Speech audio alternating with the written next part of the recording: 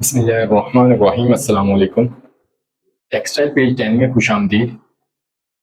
पिछली वीडियोस में हमने नेचुरल सोर्स की पहली जो टाइप थी सेल्यूलोजिक टाइप, वो हम कंप्लीट डिस्कस कर चुके हैं। उसके 7 फाइबर्स मैंने बताए थे, जो बेसिक उसके 7 फाइबर्स हैं, उनको हमने कंप्लीटली डिटेल में डिस्कस किया। आज से हम लोग नेचुरल सोर्स की ही दूसरी जो टाइप है, उसकी 2 टाइप्स मैंने बताई थी, एक सेल्यूलोजिक, दूसरी प्रोटीन। और आज हम लोग उसकी दूसरी टाइप का पहला फाइबर डिस्कस करने जा रहे हैं, जो कि है वूल। तो वूल क्या होता है?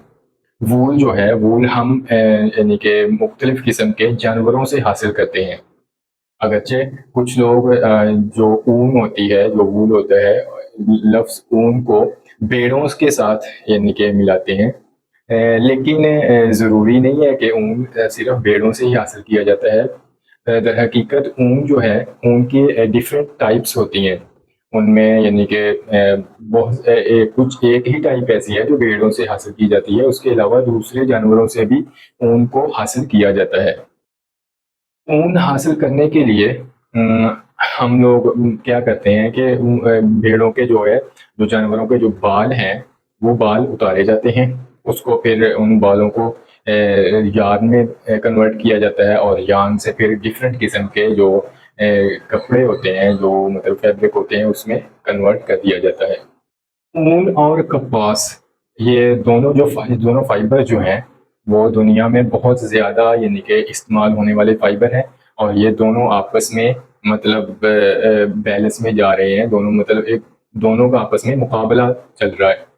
तो जो यानी कि कपास है, वो तो यानी कि टोटली सेल्यूलोजिक फाइबर है। जबकि ऊन जो है, ऊन में जो 97% जो है प्रोटीन शामिल होती है, और उसकी 3% जो है वो उसमें चिकनाई होती है, फैट होती है। जिसकी वजह से जो ये ऊन है, ऊन कुछ मुनफरद मतलब कपड़ा आपको यानी कि आप हासिल करते हैं इससे। उनकी एक बहुत ही ज़बरदस्त ख़ासियत है कि अगर ऊन को आग लगती है, तो वो आग ऊन फैलती नहीं है। वो ऑटोमेटिकली थोड़ी-सी जहाँ पे आग लगती है, वहाँ से जल के वो आग बुझ जाती है। और ये यानी कि इस कपड़े को, इसकी ये ख़ासियत इस कपड़े को बहुत ही ज़्यादा मुनफ़रिद बनाती है, यानी कि डिफरेंट एप्लीकेशंस बनाने के लिए। ऊन की पैदावार के लिए जानवरों के बाल काटे जाते हैं। उनमें कुछ जानवर तो ऐसे होते हैं जो साल में सिर्फ एक ही दफ़ा जिनके बाल काटे जाते हैं, लेकिन कुछ जानवर ऐसे होते हैं जिनको आप यानी कि बार-बार वो बर्दाश्त कर सकते हैं। उनके बाल दोबारा यानी कि उगते हैं, और दोबारा आप उन्हें काट के उनकी पैदावार हासिल कर सकते हैं। उसके बाद जो है, ऊन की कटाई के बाद आप उसे यानी कि कार्डेड करते हैं। कार्डेड उस अमल को कहते हैं कि उनको जो है लंबी तार में गांठा जाता है, जिसकी वजह से वो एक लंबी तार बनती है। तो उस तार के ज़रिए फिर उसे यानी कि धागा बनाया जाता है, और धागा बनाने के बाद आप उसे फैब्रिक में कन्वर्ट कर सकते हैं। दुनिया के जो ज़्यादातर रस्मी सूट हैं, वो मतलब इसी ऊन से बनाए जाते हैं। उसके अलावा जो है, आमतौर पर स्वेटर, टोपियाँ, दस्ताने और दीगर किस्म के लवाजमात और मलबूसात भी जो है ऊन से तैयार किए जाते हैं। उसके अलावा जो है, अगर आप बात करें कि ऊन कहाँ पे तैयार होता है, तो ऑस्ट्रेलिया दुनिया की ऊन का 25% पैदा करता है। ऑस्ट्रेलिया सबसे मतलब टॉप पे है ऊन पैदा करने में। वो 25% यानी कि ऑस्ट्रेलिया ऊन पैदा कर रहा है, जो इसे ऊन पैदा करने में सबसे नुमाया मुल्क बनाता है। उसके बाद चीन आ जाता है, जिसके पास दुनिया की सबसे बड़ी टेक्सटाइल मार्केट और टेक्सटाइल की सनतें हैं। दुनिया की 18% ऊन जो है वो चीन पैदा कर रहा है। मतलब ऑस्ट्रेलिया के बाद ये दूसरे नंबर पे आ जाती है। उसके बाद 17% जो है अमेरिका, जो तीसरा सबसे बड़ा ऊन पैदा करने वाला मुल्क है। और न्यूजीलैंड चौथे नंबर पे आता है, क्योंकि ये दुनिया की ऊन की सप्लाई का 11% पैदा करता है। अगर आप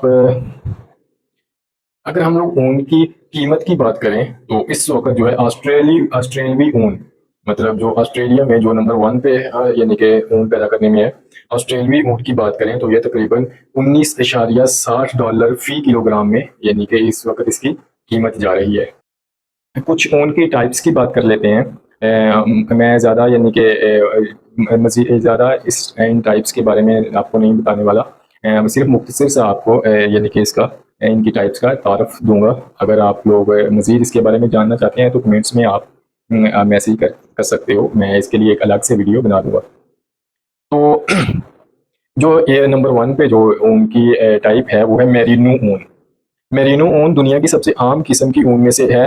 मेरिनो भेड़ों की अक्सरियत ऑस्ट्रेलिया में पाई जाती है और मेरिनो भेड़ों की ऊन को हर किस्म के कपड़े और सनती मवाद के लिए इस्तेमाल किया जा रहा है। ये तो मेरिनो ऊन नंबर 1 टाइप होगी। इसकी नंबर 2 टाइप में आ जाता है कश्मीरी ऊन। कश्मीरी ऊन की सबसे महंगी और पुरतैश इकसाम में से एक है। कश्मीरी ऊन के बालों का कतर जो है 18 माइक्रोन जितना छोटा होता है। कश्मीरी मेरिनो ऊन की तरह नरम और बारीक होता है। मतलब मेरिनो और कश्मीरी जो ऊन है वो दोनों एक मतलब नरम फाइबर होते हैं।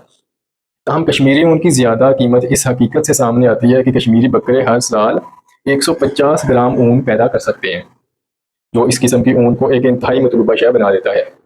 ये तो नंबर 2 हो गई। नंबर 1 पे मेरिनो ऊन, नंबर 2 पे कश्मीरी और नंबर 3 पे मोहेर ऊन आ जाती है। मोहेर ऊन अंगोरा बकरियों से हासिल की जाती है, जिनमें नाकाबिले यकीन हद तक मोटी लहराती ऊन जो यानी कि हासिल होती है। मोहेर ऊन के बाद नंबर 4 पे हमारे पास जो टाइप आती है वो अल्पाका ऊन होती है, जो काफ़ी फेमस है। जनूबी अमेरिका में लोग जो हैं हज़ारों सालों से अपनी ऊन के लिए अल्पाका की अफजाइश कर रहे हैं। छोटे अल्पाका जो है उसका 15 माइक्रोन तक छोटे बाल पैदा कर सकते हैं, लेकिन अब अल्पाका ऊन उम्र के साथ साथ खुरदरा होता जाता है, जिसकी वजह से पुराने अल्पाका के बालों के रेशे मलबूसात के मकासद के लिए नाकाबिले इस्तेमाल हो जाते हैं। नंबर 5 पे जो टाइप आ जाती है वो है ऊँट की ऊन। ऊँट की ऊन इतनी ज़्यादा पायदार नहीं होती है, और ये दूसरी यानी कि फाइबर की निस्बतन ये खुरदरी भी होती है, जिसकी वजह से जो है जिल्द से जो बराह रास्त कपड़े आपके टच होते हैं वो आप ऊँट की ऊन से तैयार नहीं कर सकते। और उसके अलावा छठी टाइप आ जाती है मेमने की ऊन, यानी कि जो छोटे बच्चे होते हैं, भेड़ के बच्चे होते हैं, उनकी जो पहली कटाई से बनी हुई जो ऊन होती है उसको मेमने की ऊन कहा जाता है। नंबर 7 पे अंगोरा ऊन आती है। अंगोरा ऊन खरगोश की एक खास नस्ल से आता है जो नाकाबिले यकीन हद तक बारीक और नरम बाल पैदा करता है। इस किस्म की ऊन बहुत महंगी होती है और इसे पैदा करने वाले खरगोश को आमतौर पर इंसानी हालात में नहीं रखा जाता। और नंबर 8 और आखिरी जो इसकी टाइप है वो वेकोना ऊन होती है।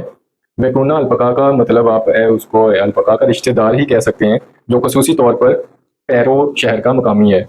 आज के लिए इतना। उम्मीद है आप लोगों को यानी कि वूल की समझ आ चुकी होगी, वूल की टाइप्स की समझ आ चुकी होगी। तो अपना ख्याल रखिएगा। अल्लाह हाफिज़।